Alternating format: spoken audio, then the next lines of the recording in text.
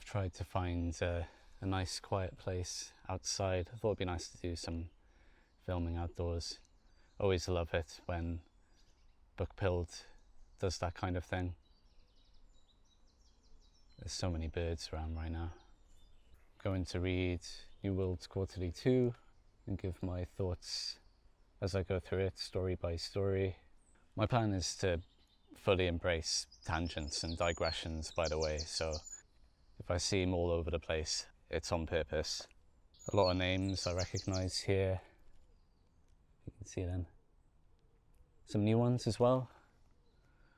I was very impressed with plenty of these in New Worlds 1. I feel like I'm in good hands. I don't usually read the introductions to books first, I usually wait till the end, but I think, considering it's an anthology, I will break that tradition. So I'm going to start by reading Keeping Perspective, the introduction by Michael Moorcock, the editor. Let's see what he has to say.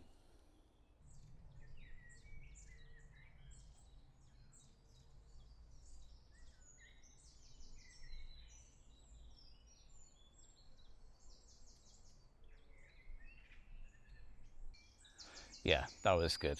I feel like he's very on point, surprisingly so, considering it's still quite early in the movement. I'll just read a bit here.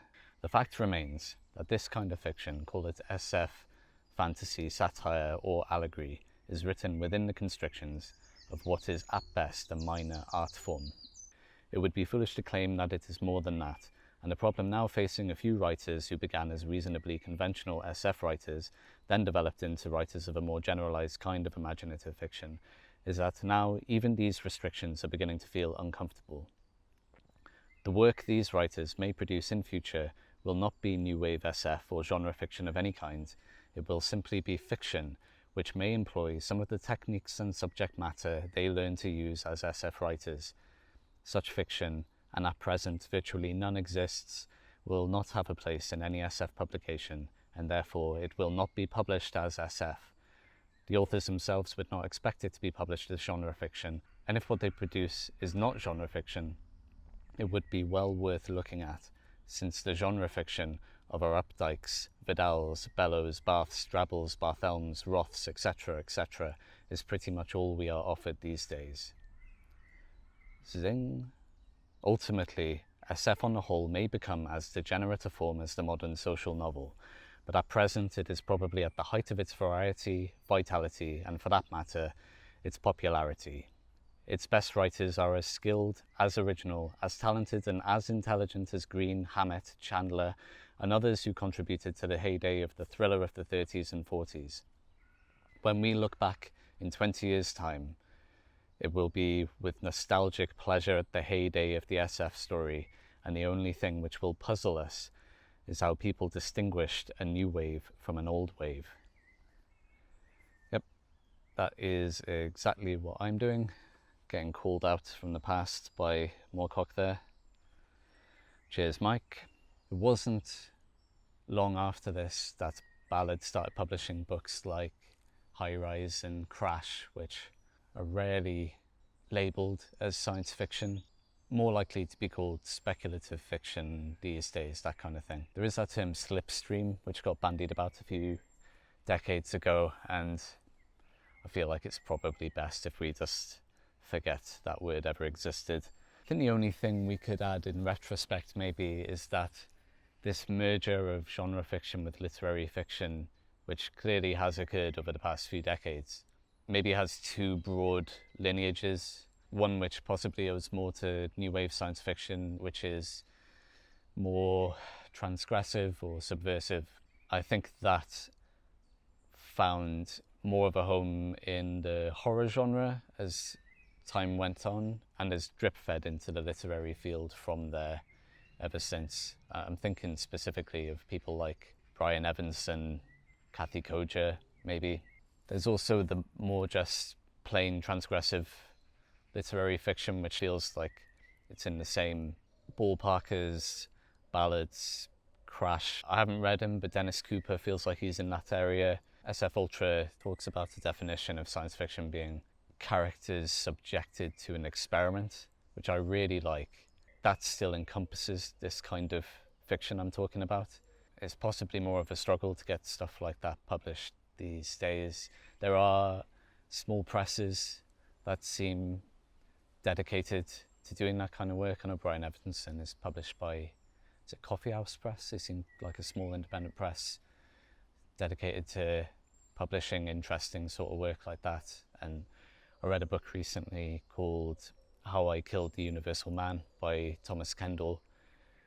I feel like that traces its lineage back to the boundary pushing science fiction of the new wave and incorporating elements of cyberpunk as well. It's what I always wanted cyberpunk to be like.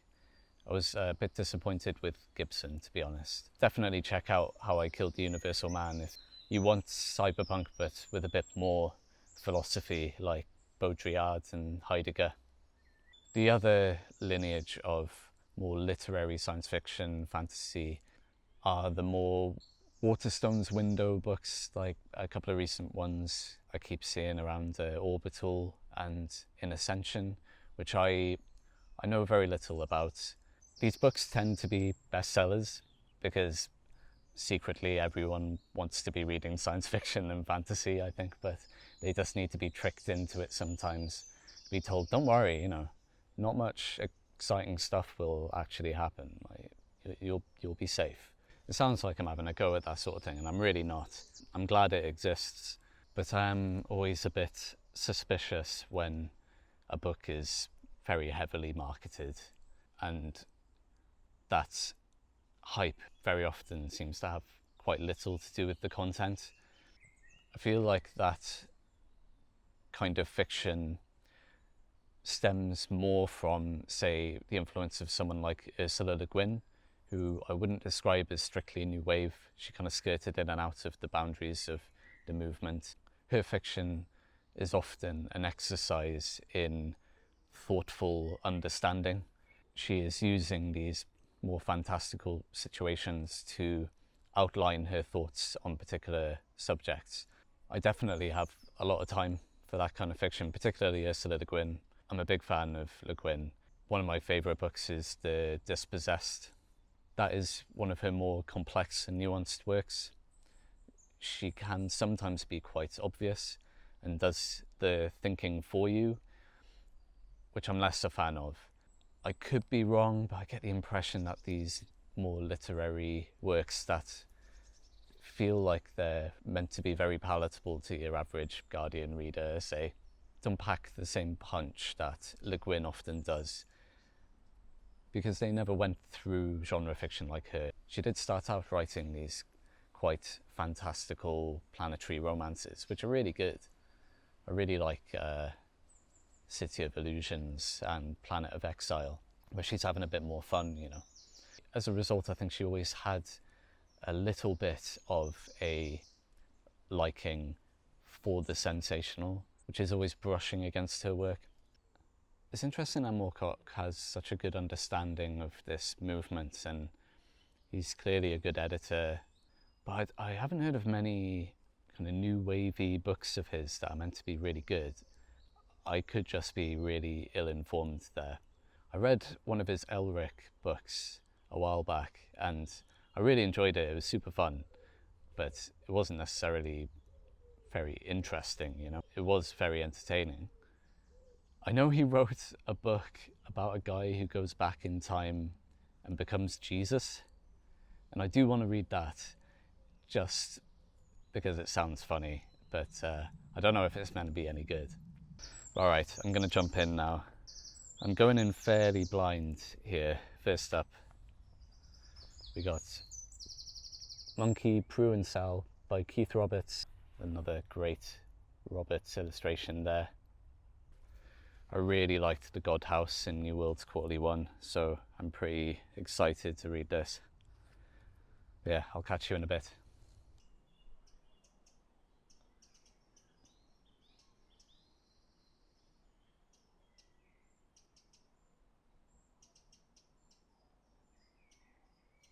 That was so good. Right, I've made a few notes as I went along. I'll see if I can articulate them in any way that seems sensible. His prose is just so vivid. It was the same with the God House.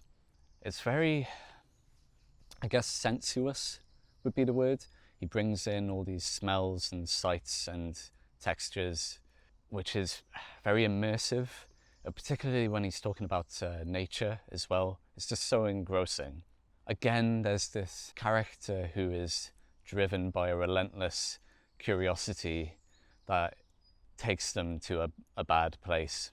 It is quite a bleak story. Similarly to the God House, Roberts is contrasting this innocent, naive drive to discovery with the brutality of violence and how that innocence can be easily destroyed. I don't know. I feel like I'm going to have to chew on this for a bit. So the story is about a character called Monkey, who is a tabula rasa figure.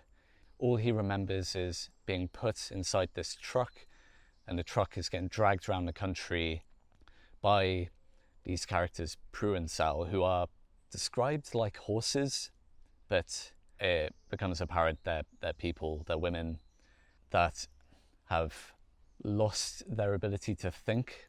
They've lost their sentience, and they're running on this instinct, this routine, dragging this truck around the country, and they hunt and they harvest grain and grind it and bake it into cakes for Monkey to eat. Monkey is clearly a genius, despite having no education of any kind. Basically an autodidact savant. He's teaching himself all of this human knowledge. He has all these books in the truck. He never leaves the truck. He can't walk very well, I think. He's got these physical, developmental issues that are probably related to radiation exposure. This is another post-nuclear apocalyptic tale in line with the God House. That's so close. Both of those stories are collected in his book, The Chalk Giants, which I would love to get my hands on, but it's going for well over £100 now online. Definitely out of my budget. But yeah, I think this is possibly a more accessible read than The God House, purely because of the content. It's still brutal. There's quite horrific violence near the end, but it doesn't have the sexual violence that the God House had. I think he's doing something really interesting with names here. The fact that he calls the main character Monkey, he's putting an image in the reader's mind immediately. That comes with a lot of stereotypical connotations, what a monkey looks like. And then he's drip feeding these descriptions of the character as you go on, and they may or may not marry up to those initial connotations you've got as the name. I love that tension. It's really pushing the reader to think about the way you're imagining the characters and the setting. There's a similar thing going on with Prue and Sal, the fact that there's this tension between their descriptions as if they're like horses, but they're also people. Very disturbing, really. And that reminded me of Brian Evanson's Immobility. It's set in a nuclear apocalyptic Salt Lake City, because I think Brian Evanson quite rightly decided that Salt Lake City would be a uniquely weird environment to explore in a nuclear apocalyptic setting. But they have no animals left, they have no vehicles, so they're breeding these people that they don't treat like proper people, that are called mules, for carrying the main character, who is paralysed from the waist down. Quite a few parallels, actually. It's interesting. I do really recommend Immobility, by the way, as well as the novella that's in dialogue with the Warren. They're both amazing. Years ago, I read a book by Theodore Sturgeon called More Than Human. It was so long ago, it's as if I haven't really read it. I can't remember it very well, but I do remember the idea of the Gestalt organism being important. These different telepathic people coming together and complementing each other. There's no telepathy in this story, but It has a similar vibe of Prue and Sal are providing the physicality and Monkey is the brains, really. And even Truck, he refers to the truck as Truck capitalized, like it's a name, like it's a person, and treats it like it has some sort of agency. They all contribute to this hollow organism, you know. Really interesting. Thought I'd just read this bit to give an impression. It had been a great road, the widest and finest he had seen. It came lancing out of distance, its twin broad ribbons dark blue and cracked and proud. It soared to the edge of the cliff, and at the edge, on the very lip, it stopped. Monkey raised himself cautiously, then banged the side of Truck, ordering it forward. Prue and Sal moved slowly, unwilling now, straining back from the lip of the cliff, but Monkey's fear was forgotten. He stared, seeing how the road ended terrifyingly in a sudden jagged edge. Below, white birds rode the updraft, tiny as scraps of paper. The sea crashed and boiled, and Monkey, screwing his eyes, saw what in his misery had eluded him. Far across the water, dim with distance but unmistakable, the brown and green started again, marching out of sight. He fell back, and relief was like a balm. Once more he had understood, and the second mystery was stranger than the first. The land had been changed after the maps were made. Really good, right? Yeah, he's got these maps. It sounds like they're old road maps, and he's sticking them together. He's realised that they reflect the land, and because no one has told him what a map is, you know, he's really excited to find this out. And similar thing happens with books. I mean, he teaches himself how to read, which it does stretch the. Whoa! Saw a huge bird. I think it was an egret. I know one lives around here. That's mad. Yeah, that does stretch the limits of suspension of belief. But Roberts realizes that he paints it as this divine inspiration. This story is a bit more contrived in its setup compared to the God House. I don't mean that in a bad way. It just feels a bit more like a thought experiment, you know, like an allegory, or almost like a Borgesian thing. After he teaches himself how to read, he reads all this Shakespeare and Tennyson. Suddenly he's just spouting prose poetry. And he starts to question why reality isn't, you know, like the maps reflect the land. To a certain extent, the land has changed. He starts questioning why reality doesn't reflect that shown in the literature he's read, which includes the more fantastical elements, right? He doesn't differentiate. I don't want to completely burn it down, but there's so much that's interesting to talk about. If you don't want any spoilers, I would just skip ahead at this point. Yeah, he becomes obsessed with trying to get to these areas on the maps that Prue and Sal won't take him to. They won't drag Truck there, which are where the roads are at the densest. And he figures out the towns, the cities, right? And as the reader, you're aware that it's probably not a good place to go, considering why the country is in the state it's in.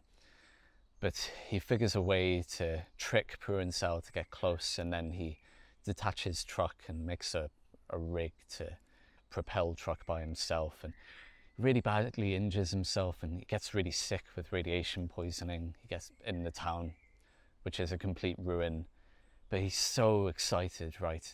He comes back with all of this paper, all of this new knowledge, but it's all like insurance policies and adverts and all of the stuff that gets put through your letterbox that you put straight in the recycling, right? And he doesn't differentiate between quality or importance of information. He's just overjoyed that this new layer of reality has opened itself up to him. He's just spouting out all of this inane crap that is on these pamphlets and leaflets, and the ending, I won't say the ending, but it's so bleak, but it's also beautiful. He ties it into this cold, inhuman beauty of nature that remains, that has a resurgence following the loss of mankind. Amazing. Yeah, You know something's good when, before you even finish it, you're already excited to read it again. I do quite like short fiction for that reason. It lends itself to rereading. There are some really powerful, quite horrifying sentences in this. A mask, whether it be of blood or another substance, is a form that depersonalizes. What a sentence. Jesus. I'm a big Roberts fan now. I'm into this. I need to get my hand on the Chalk Giants somehow. I'm going to have to be sailing the high seas to read that one, but yeah, it's got to be done. In the meantime though, on to the next one. We got No Direction Home by Norman Spinrad. I actually have the collection that's named after this story, but I haven't read anything in it yet. Picked it up at Books in Peckham, which is an incredible bookshop that I highly recommend. Go check it out. I just noticed there's an advert in the middle of this. What a good time for all the good things of a Kent. Mild, smooth taste, king size or deluxe 100s, exclusive micronite filter. That's a really unappealing picture. I mean, the stain doesn't help. Oh, it's on the back too. A lovely lass enjoying a book and a cigarette. Those were the days. Alright, No Direction Home by Spinrad.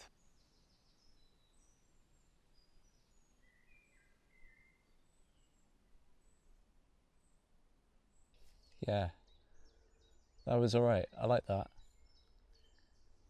It was definitely a what if scare tale, you know. What if the whole world got hooked on psychedelics? It did have something to it which elevated it above some of the stories in Dangerous Visions, say, that were along those lines. The No Direction Home title is taken from Bob Dylan, Like a Rolling Stone, which is quoted at the beginning. So that does signpost that we're headed for tie-dye territory. It does have that recurring motif of 60s, 70s science fiction. Imagine a future where everyone's smoking joints. But it does actually work well for the theme of the story. The framing tale is these two psychedelic engineers. They're making these new drugs for all kinds of purposes. And then we're given various different scenes going on in society as a result of the influx of all of these new drugs. There's controversy in the Catholic Church because a cardinal in New York has started adding a peyote derivative to the communion wine and says it brings them closer to God. There's a scene of two people hooking up on drugs and how it's influencing their interaction. But Spinrad uses it as an opportunity to use quite cool descriptive language to show how they're tripping while flirting. The tiny gold hairs on her face were a microscopic field of wheat shimmering in a shifting summer breeze as she said, "That's the most meaningful thing anyone has said to me in hours. The convergence of every energy configuration in the entire universe toward complete identity with the standing wave pattern of its maximum ideal structure was brightly mirrored for the world to see in the angle between the curves of his lips as he spoke." I feel like he's taking the piss out of people who are really into taking acid, you know, but it's still good. And there's a lot in here about the fast track of hippie, countercultural proponent to businessman, how easily it is to move from ideas of freedom and freedom of choice to the idea that that responsibility should be given over to the free market. Maybe I'm reading into it a little bit there, but that's how I read that. Everybody taking different drugs for different purposes, for every emotional state they desire, really reminded me of the Futurological Congress by Stanislav Lem, which is a very extreme version of that story. There's a Congress of Futurists. Ironically, they have no idea that a revolution is taking place on the island and threatens to overrun the Congress. The main character goes to the future, Futurama style, you know, he's frozen. I can't remember why. but in the future they're using drugs for absolutely every emotional state and to create illusions for themselves. In this story and in Futurological Congress, there is an element of what will the world come to if everyone's taking drugs? Everything's going to fall apart if everyone's high. There is a scene in this story that seems to be specifically about ADHD. The kid who doesn't have enough attention in school, his mother is trying to get him prescribed the right drugs. And I know it's very popular these days to say like, oh, you know, there's overdiagnosis, over-medication. Some people need to be medicated for their well-being. That shouldn't be controversial.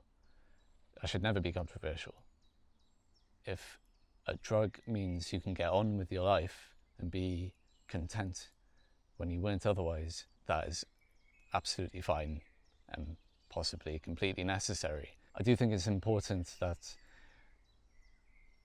it's always people's well-being at heart rather than their productivity as a worker or their ability to be amenable to the quite artificial environment of school, say. I'm not cancelling mental health prescriptions at all. I mean, I am on a drug for my mental health that I require.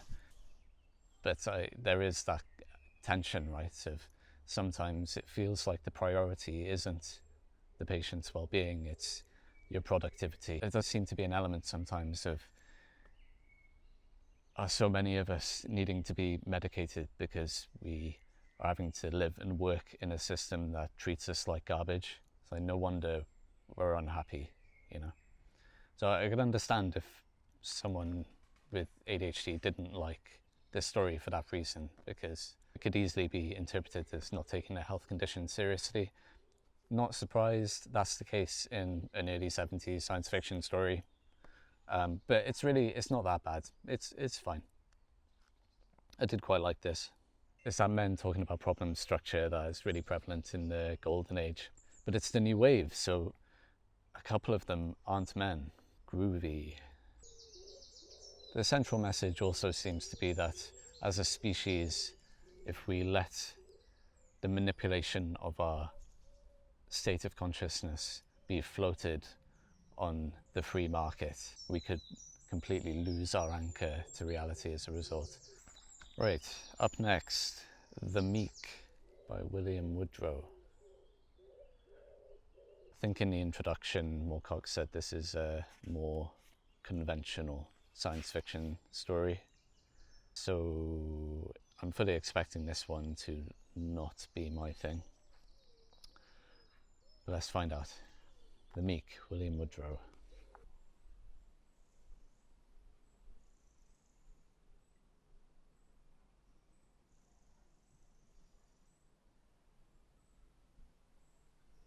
So the astute among you will notice that the magical woods that surrounded me is now dissolved away into the dull reality of my living room, and there are a couple of reasons for that. One is it started raining. Not ideal for reading or filming outside. Second is I needed to get some life admin done, as do we all from time to time. Got my hair cut. Thanks for noticing. And while I was out, I thought, what would be the harm in popping into 1 or 2 or 3 or possibly 4 charity shops and seeing what books they had. I wasn't going to buy any, of course, because I don't have enough space to put them. Yeah, but I will never admit that I have a problem. I definitely don't have a pathological need to be psychologically elsewhere all of the time. Let's not dwell on that. So I got a big bag of books. Let's talk about this. So, impromptu book haul in the middle of this reading and reviewing of New Worlds Quarterly 2. I don't usually find that much in these shops. Let's see what we got here. going in reverse order now, from the top of my bag to the bottom.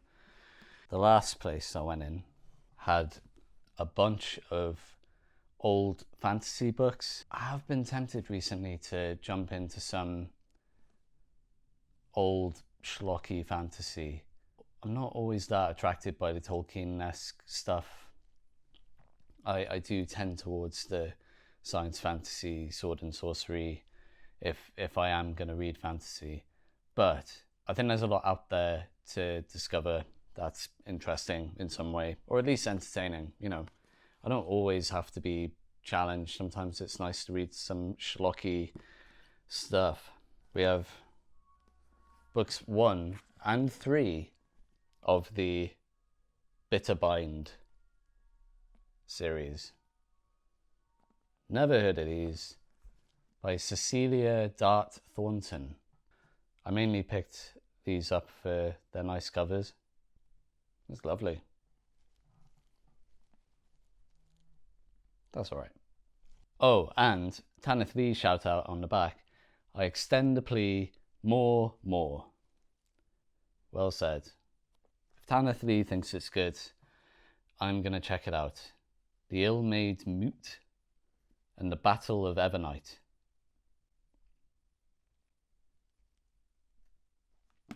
Once upon a time, Angavar, the great High King, became trapped in mortal Erith, along with his twin brother and nemesis, Morrigan, the Raven Prince, after the gate to the Faerun realm was closed on them. Here we go. Now, many centuries later, the fugitive who calls herself Tarquil has at last discovered the truth. She is being hunted down because she alone can reopen the gate to the fair... Oh, whatever, you know. I don't know about you, I basically stopped reading blurbs because there is no way to tell from a blurb whether you're going to enjoy a book a lot. I don't care what the book's about, really. If it's done well, if it's written well or executed well. Maybe that's a bit too glib or whatever, but I've gotten to that point. You know, I just saw Tanith Lee's name. I'm going for it. It's easier that way. I'm not a huge fantasy reader, but reading Tanith Lee recently has made me think, oh, maybe I should give that whole area more of a go. I also read Susanna Clarke's book, Jonathan Strange and Mr. Norrell, which is a doorstopper, like so many fantasy books. It's one of those insanely popular books that is exceptionally good. I really liked it.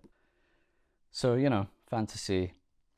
I read Lord of the Rings when I was a kid and I was super into it.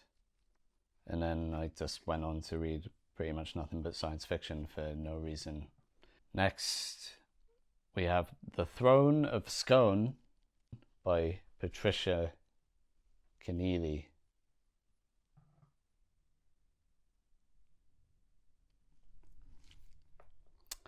Another one I haven't heard of. I picked this one up because I like the cover, but it's about Celts in space.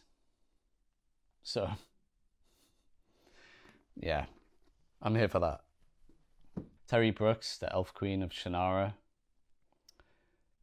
Don't know anything about Terry Brooks. I know the name, and I know there's a ton of Shannara books. I feel like with long fantasy series like that, there's no point starting at the beginning. You're never going to make it through. Just jump in halfway. If it's good, it's good, you know. I mainly picked this up for the cover. Pretty good. I've made myself the king of beverages, the iced coffee. Perfect. It's too damn hot right now in the UK. I thought the heat wave had broken. It even started raining. It's like, oh, it's gonna get cool. It's gonna get cool. Just keep telling yourself that. It's not cool. It's still sweltering. It's so humid. Like the temperature isn't that high. When it's 100% humidity, it's unbearable. My wife's the opposite. She's loving it. I'm just dying in a corner. Talo Calvino. Into the War, 3 short stories based on his experiences as a teenager in fascist Italy. Sounds good. I've read a couple of Calvino's. He's brilliant. It's going to be good. Light Chaser, Peter F. Hamilton and Gareth Powell. I don't read enough modern science fiction, so I'll give one a go and see how it goes. I saw Powell talk randomly at a book event recently. He very much comes out of the Ian M. Banks school of space opera, and I used to love Ian M. Banks. I haven't read much of his stuff recently. He gets ragged on a bit online. I feel like he's alright, you know. I remember The Algebraist being really good. That's not one of his culture books. Anyway, I haven't read any Peter F. Hamilton or Gareth Powell. I see their books around. It's quite short, so if I hate it, it will be over soon. And then I found this in the charity shop, Orbital. I thought, well, I wouldn't want to shell out the full price for it new, but since, you know, I was kind of half criticizing it, I thought I'd put my money where my mouth is. It's not very long, so yeah, I'll read it and see what it is. I'm sure it's really good, but yeah, I just feel like it's a good example of this more palatable form of the merging of science fiction and literary fiction. We'll find out. Last one, Children of the Dragon by Frank Robinson. Wild cover. It's an Avon, and you don't see them around in the UK very much. They're quite nice little objects. This one, the blurb did get me, to be honest. Jahan the man-eater, who day after day was fed on human flesh, tormented beyond mortal endurance in Sarbat's dungeons, only to rise once more to rally the oppressed peasants of the land and lead their vengeful hordes to the blood-drenched gates of the walled city, and a hopeful vision for a new age for the children of the dragon. Peasant revolt, cool, yeah, I'll give that a go. So you can see I've been very productive. I still haven't finished. I have not finished that Woodrow Wilson story. Not Woodrow Wilson. That's the old US president, right? William Woodrow. William Woodrow, the Meek. No, okay, I'm going to finish this and then we'll talk about it.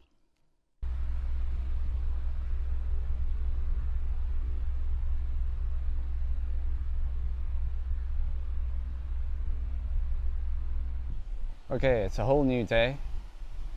I finished the Meek and it's not very long. I wasn't very impressed.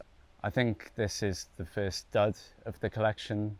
I don't want to rag on him too much. I looked him up. I think William Woodrow wrote just 2 stories potentially, both of which were published in New World.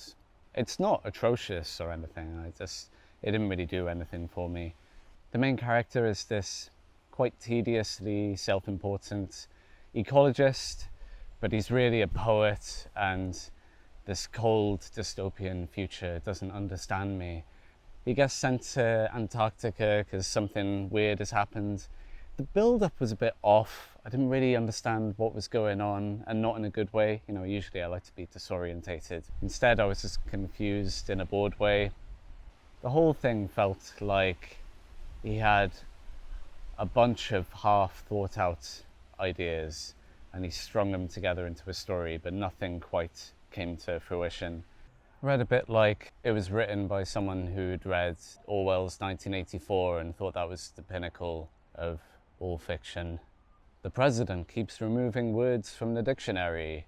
I am now unable to think those things, except he is able to think those things. There's a lot of that in the new wave, idolizing of Orwell. Moorcock does it in the introduction, and Harrison does it in the... Wind's blowing. Harrison does it in his critical essay in the first New Worlds Quarterly. I don't think 1984 has aged that well. Totalitarianism of the kind it's warning against doesn't seem to be a very realistic concern. Authoritarianism in general, yes, but under the guise of liberal democracy, you know. People of a certain generation really like that book. It is kind of the centrist Bible now, you know. The almost like the horseshoe theory made manifest. And the guy was a police informer, you know. He's not some socialist paragon. I did like that it was set in Antarctica. I quite like that as a setting. One of my favourite films is The Thing. I'll never get tired of that film. That whole era of John Carpenter is ideal. And The Mountains of Madness as well, that Lovecraft novella, quite like that. Although it does drag a bit when they're walking through that tunnel and they're somehow perfectly understanding this entire alien history from a mural. But yeah, so Antarctica is cool, you know. That's a great place to have a story. It was described okay. There's a sentence here that's literally, how can one imagine Antarctica? I don't know, man, help me. Give me something. Yeah, there's radiation. They seem to think it's a nuclear test, but actually maybe it's an alien species. That's a weird fungus. That's kind of like a plant. And maybe it's gonna take over the world. Yeah, all right, moving on. We have the Causeway, M. John Harrison. I'm gonna assume that's in focus, but there's no illustration, so it doesn't really matter. Less illustrations, fewer illustrations in this New Worlds than New Worlds 1. Whoa. Some of them are pretty good though, the ones that are in here, coming up. All right, gonna read the Causeway.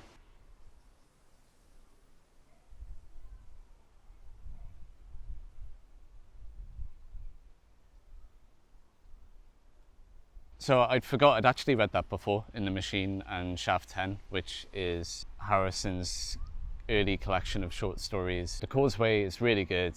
This was such a relief to read after the last story. I think Harrison and Ballard are both incredible at portraying the morosity of Britain, either its weather or its buildings. So this is another one of Harrison's stories which is centered around a big road. I mean, the Causeway, it's a bridge potentially connecting two continents, but you don't know that for sure. There's some comment on colonialism in here. The main character, Chrome, which is similar to Tegius Chromis in the Viraconium series. Harrison has a habit of having his names and motifs bleed through his stories into each other, but not in the kind of Moorcock or Marvel multiverse way. Everything's always changed just enough of a degree so that you can recognize it, but it's not the same thing. You're feeling the estrangement of this partial recognition, which really adds to the atmosphere, and it makes Harrison more rewarding the more you read him. I have to point out, again, keep mentioning SF Ultra. I swear, he's not my guru or anything, he's very good. His series, Explanatory Collapse on M. John Harrison, is incredible, and he covers all of Harrison's short stories. As part of that, he covers all of Harrison's fiction, with a few exceptions. It's actually that series which inspired me to read through the New World stories like I am at the moment. So yeah, go listen to his episodes. Most of them are on the Patreon, but a few of them are free. It's worth the money. Like, it's only a few quid, and it's really good criticism. If any of you are still watching, what else is going on in the Causeway? Yeah, there's some commentary on colonialism. Chrome he obviously looks down on the people of this planet he's visiting. He doesn't believe they've built this huge causeway, which really smacks of the European colonists not believing that the locals built the wonders nearby. You know, the Incas couldn't have built Machu Picchu, or the Khmer couldn't have built Angkor Wat. He clearly thinks he has the right to interfere with them. He's trying to get this woman to come with him just because he's lonely and she doesn't want to. and he has an interaction with this belligerent adolescent boy, which is another motif that recurs in Harrison's fiction. He also encounters this crazy old man on the beach who's convinced the pebbles are really eggs.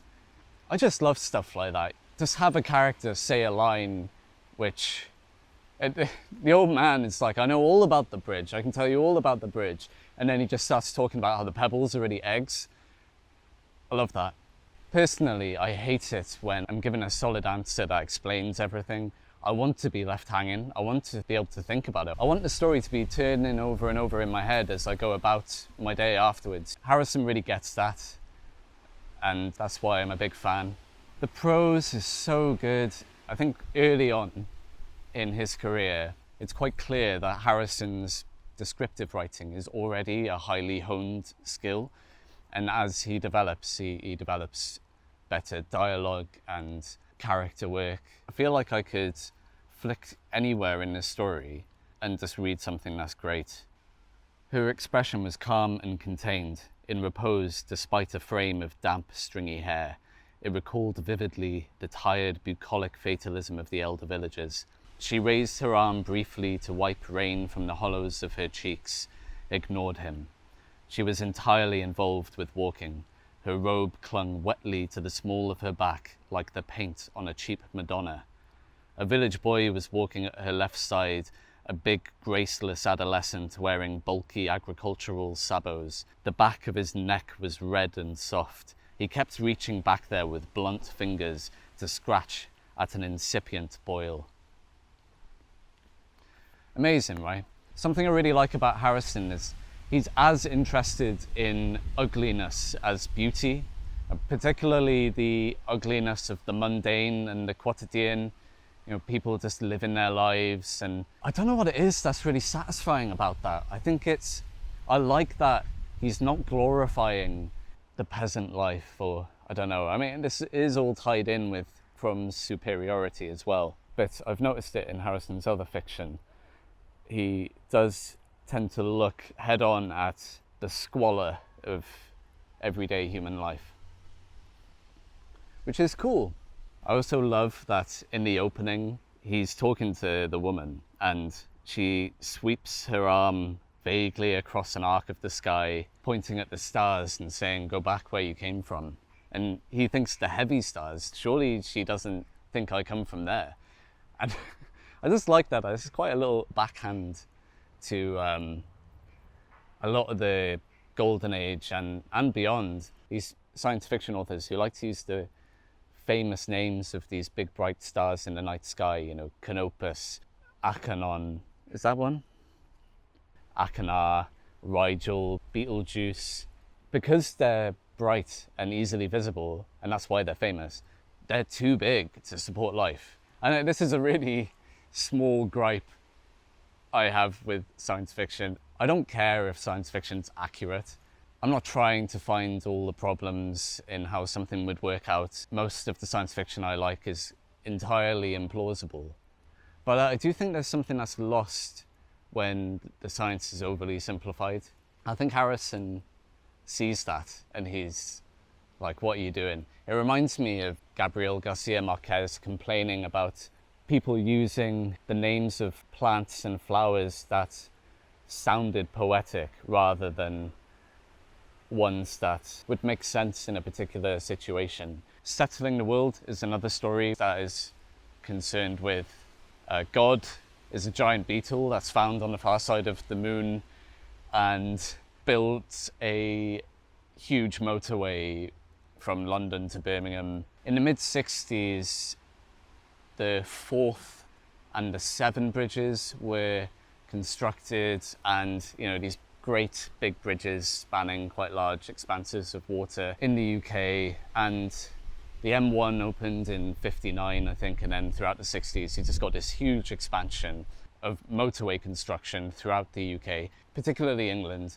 and it completely changes the face of the countryside. You know, if you're going around England, you're going to see a motorway either close by, in the distance. You're going to have to travel by motorway because of the policy changes that occurred, particularly from the 80s onwards that favoured the car industry over public transport, including privatisation, means that much of England in particular, but also parts of Scotland and Wales, are just threaded with these constant streams of cars. I think Ballard is particularly interested in the cars, and Harrison is more interested in the roads, which is interesting. Harrison does like to obfuscate the meaning in his stories, which he is doing here. It's still not as subtle as his later work, but if you're not a fan of that and you want something that will give you Harrison's unique brand of weirdness, which is slightly less confusing, I really recommend the story London Melancholy, which is also in The Machine in Shaft 10. I actually have that with me. This is a Chris Foss cover. There are some really good stories in this collection, but it goes for a lot of money right now. I was fortunate enough to buy this off a lovely chap who sold it to me for a very reasonable price because he had 2 copies. He had amassed a collection of Chris Foss covers. He called his collection the Fossarium and sent me a photo, and it did look amazing. I do like a good Chris Foss cover. I also like that they usually have absolutely nothing to do with the stories that are inside the book. It's almost like they're portraying the idea of science fiction that the general public had at the time, you know. Little did they know the weird stuff hidden within. Chris Foss camouflage. But yeah, London Melancholy is great. That's in here. The Causeway, Lamia and Lord Cromus, pretty good. The Machine in Shaft 10, the title story is good. It felt very Borgesian, you know. They discover there's a machine at the centre of the earth converting humanity's emotions into energy and sending it to the sun.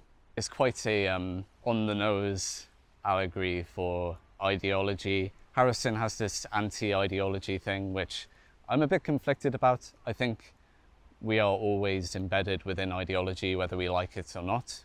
And it's better to recognize the ideology that we're within, rather than reject all ideology, which I think is impossible. I do think the whole, well, I don't like capitalism or communism is a bit of a tired conclusion, right? I mean,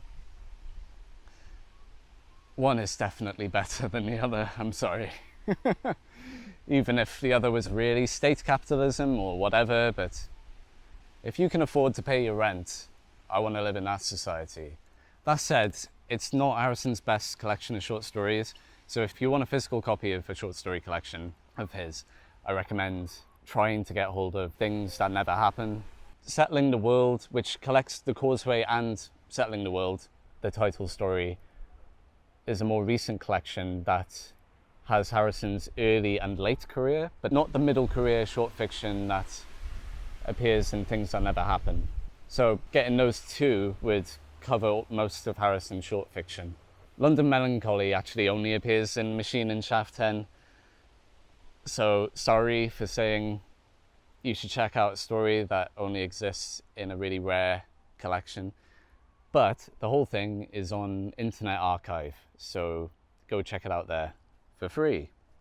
I won't say anything about that story because I think you should just go in blind. It's really fun and strange in a really interesting way. A bit more obviously science fiction as well. I could really see Harrison's influence on China Miéville in London Melancholy. So if you like him, you like the new weird side of science fiction, then that's a good story to check out. But yeah, I loved that. Loved The Causeway. Good one from Harrison. It was quite a nice excuse to read it a second time. I'm realising now, I should have realised this straight away, that because I've read The Machine in Shaft 10, I think all of the Harrison stories that are going to come up in these New Worlds quarterlies I will have read before. But it is a nice excuse to read them again, and Harrison is worth rereading, I think, so very happy to do that. It's actually getting pretty breezy, so I might head back home to read the Ballard story that's up next. Visions of Hell. Another one that doesn't have an illustration. Come on, guys. Visions of Hell, an assessment of Wyndham Lewis's Human Age trilogy. Oh, is this the Childermas? Oh shit, this isn't a short story. This is Literary criticism of Wyndham Lewis. Cool. Great. I haven't read Wyndham Lewis. Sean McTiernan was talking about his stuff recently. Sounds like a terrible person. But he wrote some interesting stuff, I guess, when he wasn't saying Hitler was cool. Alright, I will see you shortly.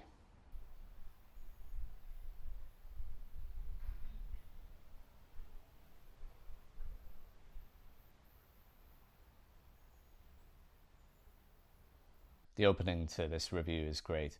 Hell is out of fashion, institutional hells at any rate. The populated infernos of the 20th century are more private affairs. The gaps between the bars are the sutures of one's own skull. Sartre's is other people, a lesbian, a coward, and a neurotic trapped together in a hotel room and bored beyond death by their own identity. Cocteau's is the netherworld of narcissism. Orpheus snared by the images of his own mirror. Burroughs' hells are more public. Their entrances are subway stations and amusement arcades, but made nonetheless from private phobias, like the night town of Leopold Bloom and Faust's Witch's Night. A valid hell is one from which there is a possibility of redemption, even if this is never achieved. The dungeons of an architecture of grace whose spires point towards some kind of heaven. The institutional hells of the present century are reached with one-way tickets, marked Nagasaki and Buchenwald. Worlds of terminal horror, even more final than the grave. By comparison, Wyndham Lewis's hell in the human age is a more conventional affair, perhaps not so deterministic as the Inferno of Dante, but schematized all the same. Layered like a department store, the presiding bureaucracy of demons and supernal gauleters would satisfy the most narrow-minded fundamentalist. Lewis's hell is hell, but even on the page his annealed prose and painter's eye are unable to save this vision of the judgment and resurrection of mankind from becoming little more than a bizarre pantomime. Ballard can write a book review. I'm thinking now that I need to chase down a collection of his non-fiction, his critical essays, if possible. So yeah, he's critiquing Wyndham Lewis's Human Age trilogy. Childermas is about two characters coming into purgatory and trying to navigate the interminable bureaucracy that is involved with gaining access to hell. And the way Ballard describes that is quite attractive to me in that Kafka-like way. I don't know if it is influenced by Kafka. I think it's too early. I think they would have been contemporaries, but Kafka's work didn't come to light until quite a bit later after his death. Wyndham Lewis is an interesting figure. Again, I don't know a huge amount about him, but I know he flirted with fascism before the Second World War, I think. He was an important figure in the avant-garde literature and art in Britain in the early 20th century. And he started a magazine called Blast and founded the Vorticism movement, which, if I was going to be quite flippant just to get the image in your head, I would say it's like Cubism, but it looks more fascist. It's got a lot of hard, straight lines. And I think that's why it feels quite fascist to me, you know, wanting neat, hard-lined boundaries around categories and all else feels like quite a right-wing mentality to me. But it is really interesting style. I recommend searching for it and having a look online. The portraits in particular are very cool. It's quite influenced by the aesthetics of machinery and industrialism. I think there's quite a lot of factories depicted, that sort of thing. But yeah, among other things, he wrote this Human Age trilogy, starting with Childermas in the 20s, which Ballard seems to prefer in this criticism here. Ballard does destroy Lewis in this review, but at the same time, I think because he writes the reviews so well, he does make Lewis's work sound quite interesting. I don't have any problem reading authors that have different politics to me. My politics don't align with Ballard's, I'm pretty sure, especially after reading his Red Scare story in New World's Quarterly 1, which I forgot to mention in the last video, by the way. Not that there was much to say about it, it was basically domino propaganda. But usually if my politics don't align with an author, it does slightly raise the bar a bit. I need the work to be very good. With Ballard, that's usually the case. It wasn't with that one story, but as long as it's insightful, in some way interesting, that's fine. It's just when it's dominated by quite lazy stereotypes or possibly quite propagandistic in terms of right-wing ideology, that's when fiction will begin to lose me as a result of politics. But I mean, Gene Wolfe is another one. Big fan of Gene Wolfe. Not all of his stuff, but quite a lot of it, particularly his short fiction. I would like to cover some of his short fiction at some point, because I think that's where Gene Wolfe really shines. But yeah, Childermas does sound better, and Ballard is kinder about Childermas. The Kafka style, bureaucratic hell, that sort of thing, that does sound quite good. But Ballard says that Wyndham fails to depict a true hell because he doesn't have a good grasp of basic morality and character. And so Pullman, the main character in the trilogy, ends up taking quite a passive stance and getting swept along with the political machinations going on around him, and doesn't seem to reflect when this failed putsch occurs that he's involved in, which feels like, maybe I'm wrong, I mean, I haven't read it and I don't know the history very well, but it sounds like it's an allegory for fascism. Like Wyndham supported fascism and fascism failed, and then he was left seemingly quite ostracized and slowly going blind while he finished these last books, which sounds like they're a satire on modern society, but potentially quite a shallow one. Ballard does make a good point that it's potentially the aesthetics that Wyndham uses that shines, and that makes sense with him being a painter, right? I'm not too surprised by that. Very interesting way of writing a review. It was so entertaining. It felt like reading a short story, which I really liked. Yeah, very cool. I like that they've just dumped that in the middle of the anthology as well. It makes for a nice breather between the fiction. So, finally, an illustration. We've got, coming up, The 4-Colour Problem by Barrington Bayley. I enjoyed the Barrington Bayley story in the last collection, so I'm looking forward to this. It's a longer one. Oh, there are diagrams. Very interesting.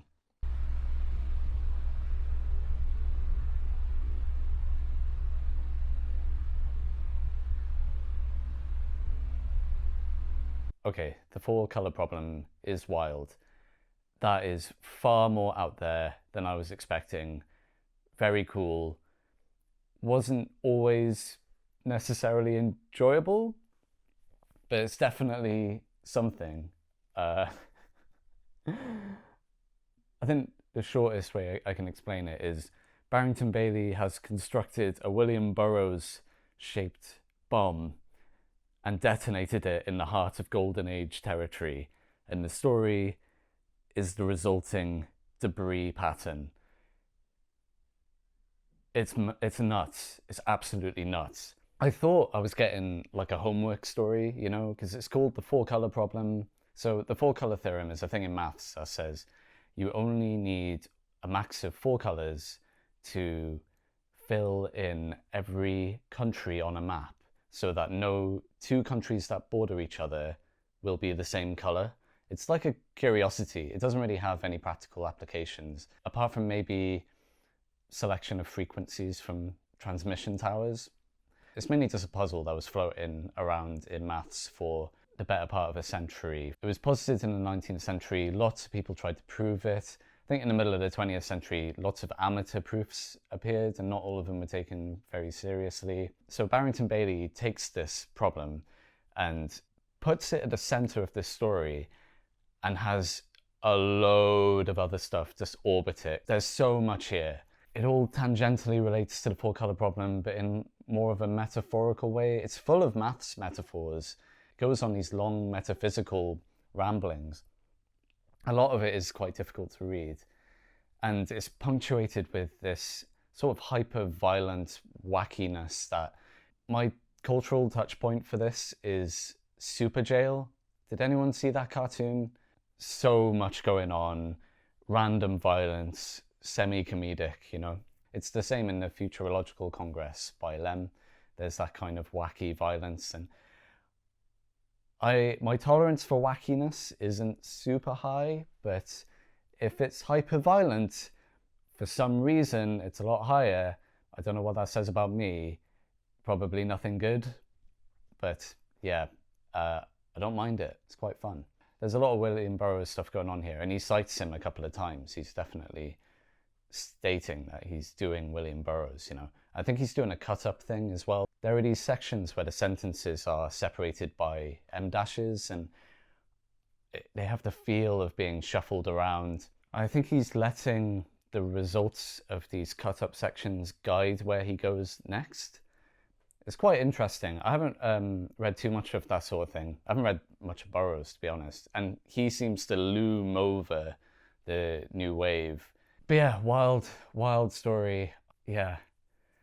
Despite how mad it is, Bayley does reserve quite a large part in the center to just explain the four-color problem. Going from the wildest Burroughsian prose you can imagine just into straight maths.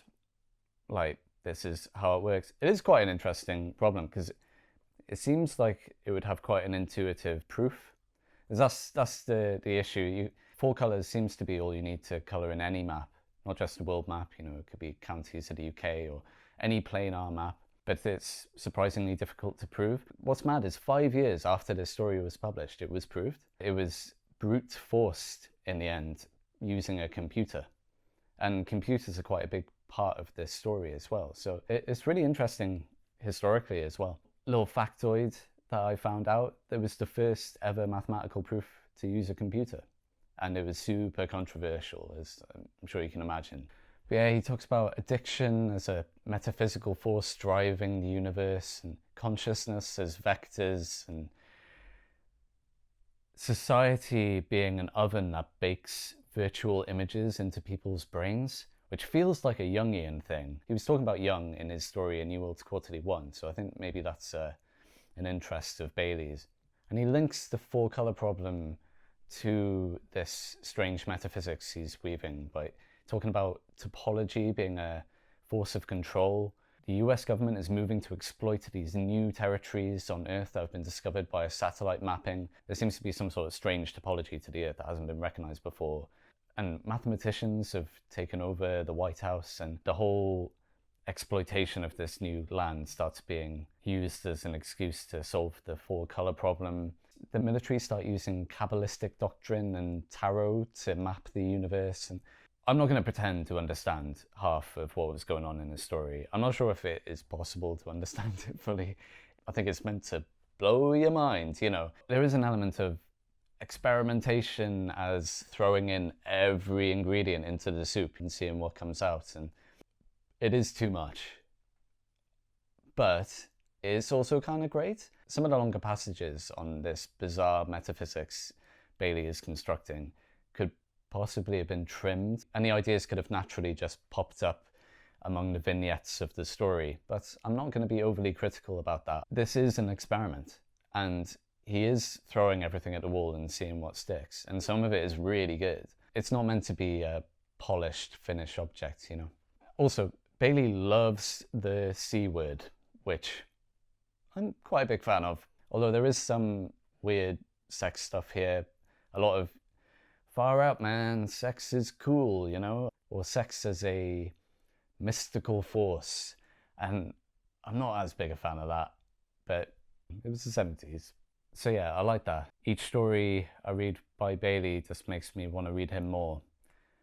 I have passed the cigarette advert now, and I have covered the first 7 of the 14 objects total in the book on the first page of the contents. I think that is as good a place as any to pause for now, and the next video I'll cover the rest.